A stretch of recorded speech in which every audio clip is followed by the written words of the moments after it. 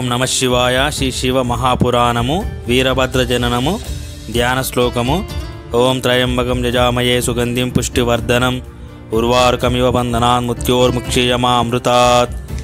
ఆకాశవాణి పలుకులకు అందరూ కిం కర్తవ్య విమూఢలై లేచి నిలబడ్డారు.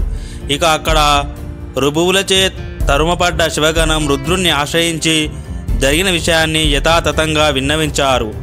దత్తుడు చేసిన నిందను, సతీదేవి పొందిన అవమానాన్ని, ఆమె దేహ త్యాగాన్ని గూర్చి శివగణం నోట విన్న రుద్రుడు బగ్గున మండిపడి భూమిపై కంపింప పాద తాండవం చేసి ఒక జటను ఊడబెరికి పర్వతంపైకి క్రోధావేశంతో విసిరికొట్టాడు.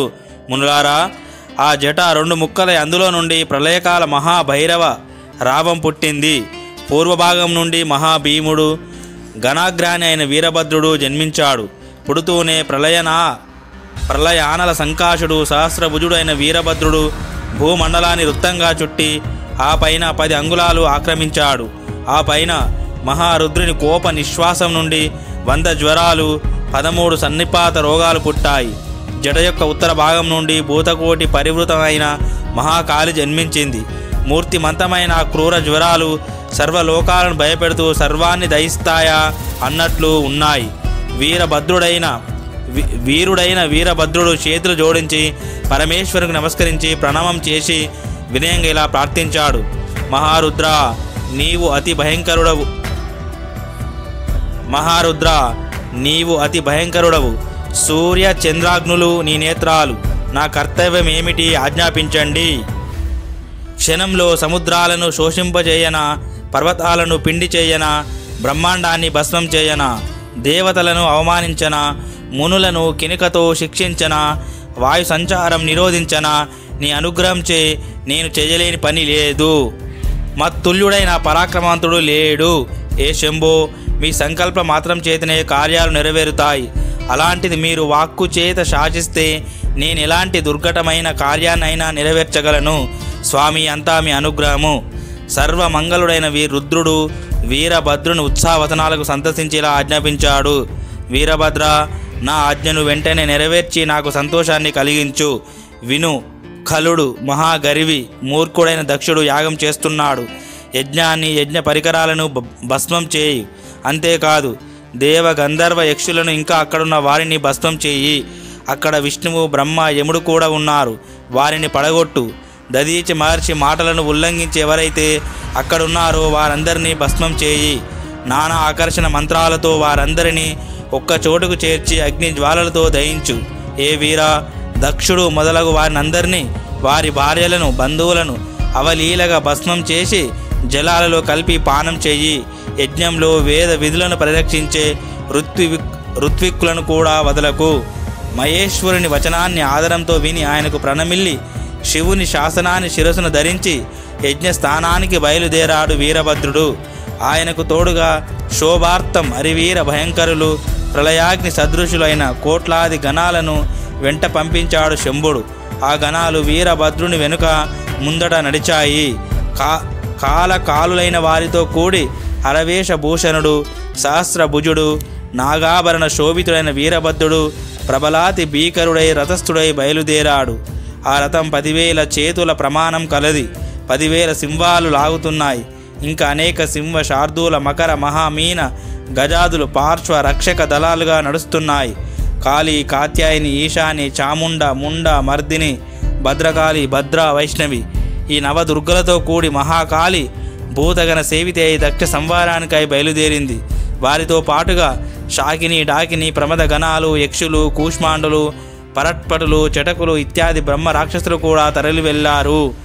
వీరులైన భైరవులు, క్షేత్ర పాలకులు శివాజ్ఞచే నడిచారు. యోగిని సమూహం 64 గణాలతో కదిలింది.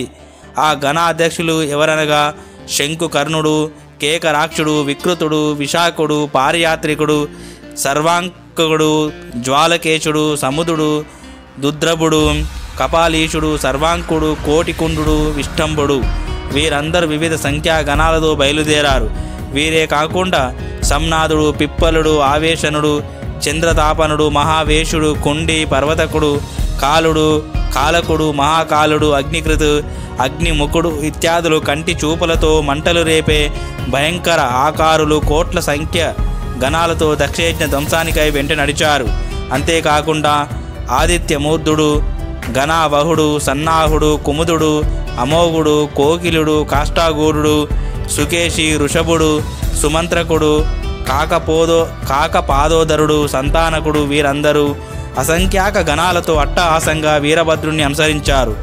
ఇంకా శివ ఆజ్ఞచే తరలి వెళ్ళిన వారెవరనగా పుంగవుడు, మధు పింగుడు, నీలుడు, పూర్ణభద్రుడు, తాళకేతువు, షడ్యాసుడు, పంచాస్యుడు, సంవర్తకుడు, కులీషుడు, స్వయంప్రభుడు, లోకాంతకుడు, దైత్యాంతకుడు, అశని, బాలకుడు మరియు శాస్త్రకుడు వీరంతా ఉత్సాహంతో ముందుకు కదిలారు.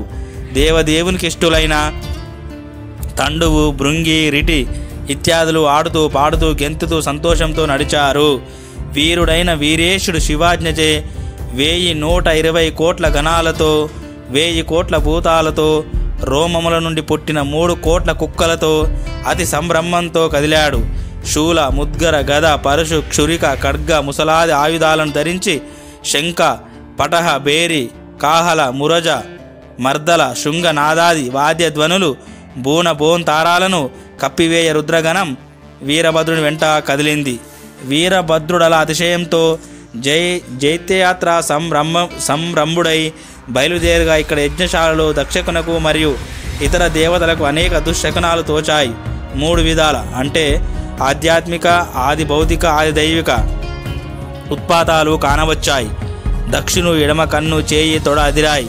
ఇది అశుభ సూచకం. భూమి కంపించింది. మధ్యాహ్నం వేళ నక్షత్రాలు కనిపించాయి. దిక్కులన్నీ దూసరితమయ్యాయి. సూర్యుడు అనేక రంగులలో అనేక పరివేష మండలాలతో వింతగాను భయంకరంగాను తోచాడు. విద్యుత్ కాంతులను విరజిమ్ముతూ నక్షత్రాలు నేలకూలాయి. తారా మండలాలు వక్ర మార్గంలో పయనించాయి. వేలాది గద్దలు దక్షుని శిరస్సును స్పృశించాయి. గద్దల రెక్కల నీడలతో యాగమండపం రాహుగ్రస్తమైన సూర్య మండలంలా కాంతిహీనమైంది. యాగశాల ప్రాంగణంలో నక్కలు ఊలలు పెట్టాయి. అడవి పందులు వికృత ధ్వనులు చేశాయి. తెల్లని తేళ్లు పుట్టాయి. ఉల్కలు వర్షించాయి.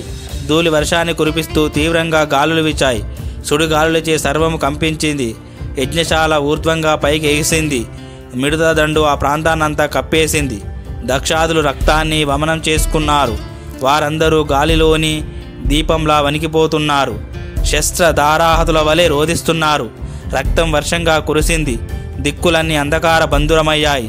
దిక్కులన్నీ అగ్నిజ్వాలలతో నిండి వేడెక్కిపోయాయి. నది తీరంలోని చెట్టవలె అందరూ నేలకూలారు. కర్ర దెబ్బలు తిన్న క్రూర సర్పాల వలె చైతన్య రహితులై పడి ఉన్నారు. కొందరు బంతుల్లా పైకి ఎగిరారు. వారి రోదన ధ్వనులు జల పక్షుల కళ రావాల వలె ఉన్నాయి. బ్రహ్మ విష్ణువులతో సహా అందరూ తాబేళ్ల వలె భయంతో ముడుచుకపోయి దుఃఖితులయ్యారు. దక్షుడు ఆ మహోత్పాతాన్ని చూచి భయంతో వణికిన తన ప్రభువు లక్ష్మీపతి అయిన విష్ణువును ఆశ్రయించేలా ప్రార్థించాడు. ఏ దేవదేవా, అరే విష్ణు, దీనబంధు, కృపానిధి, నువ్వు నన్ను నా యజ్ఞాన్ని రక్షించాలి. యజ్ఞం నీ స్వరూపం. సర్వ వ్యాపకుడవైన నువ్వు రక్షించకపోతే మరెవరు రక్షించగలరు అంటూ పరిపరి విధాల పాదాలను పట్టుకొని ప్రార్థించిన దక్షుణ్ణి పైకి లేవదీసి మనసులో తన స్వామి అయిన శివుణ్ణి స్మరించి దక్షునితో ఇలా అన్నాడు విష్ణువు: దక్ష, విను. తత్వాన్ని తెలుసుకోలేక సకల జగదీశ్వరుడు పరమాత్మ అయిన శివుణ్ణి అవమానించావు. శివుణ్ణి తిరస్కరిస్తే కార్య సాఫల్యం చేకూరదు. ఎక్కడ పూజింపదగిన వారు పూజింపబడక అపూజ్యులు పూజింపబడతారో అక్కడ దారిద్ర్యము, మరణము, భయము, నాశనము ఇవి సంభవిస్తాయి. ఇప్పుడు మహాభయము సంప్రాప్తమైంది. ఇప్పుడు మేమందరము సమర్థులైన దీనిని నివారించలేము. ఇదంతా నీ నిర్ణయం వలన కలిగింది. విష్ణువు మాటలకు దక్షుడు చింతాగ్రస్తుడై వివర్ణవదనుడై కూర్చుండిపోయాడు. ఇంతలో ఘనసహితుడై వీరభద్రుడు యజ్ఞస్థలాన్ని సమీపిస్తున్నాడు. రుద్రగణము సింహనాదము చేస్తూ ముందుకు వస్తూ ఉన్నది. ముల్లోకాలు కంపించాయి. ఆకాశమంతా చీకట్లు అలుముకున్నాయి. సాగరాలన్నీ అల్లకల్లోలమయ్యాయి. పైన సంబ్రహ్మాన్ని చూచిన దక్షుడు భార్యాసహితుడై విష్ణు పాదాల మీద దండం వలె పడి ఎలాగైనా రక్షించమని ప్రార్థించాడు. అతనికి శివతత్వాన్ని ఇలా బోధించాడు విష్ణువు: ఓ దక్ష, విను. ముందు నీ క్రూర బుద్ధిని విడు. నైమిషారణ్య క్షేత్రంలో జరిగిన వృత్తాంతం నీకు గుర్తులేదా? రుద్ర కోపాగ్ని నుండి నిన్ను రక్షించగల వాడెవడూ లేడిక్కడ. ఓ దుర్మది, ఏం చెయ్యాలో ఏం చేయకూడదో తెలియని అవివేకి నువ్వు. కర్మను చేసినంత మాత్రాన అన్ని వేళలా కర్మ ఫలాన్ని ఇవ్వనేరదు. ఏ కర్మ ఆచరణ వల్ల మానవుడు ఉన్నతిని పొందుతాడో అది అతనికి కర్తవ్య కర్మ అవుతుంది. కర్మ ఫలాన్నిచ్చేవాడు ఈశ్వరుడు ఒక్కడే. ఓం శాంతి శాంతి శాంతి. హరి ఓం తత్సత్. సర్వం శ్రీరామకృష్ణార్పణమస్తు.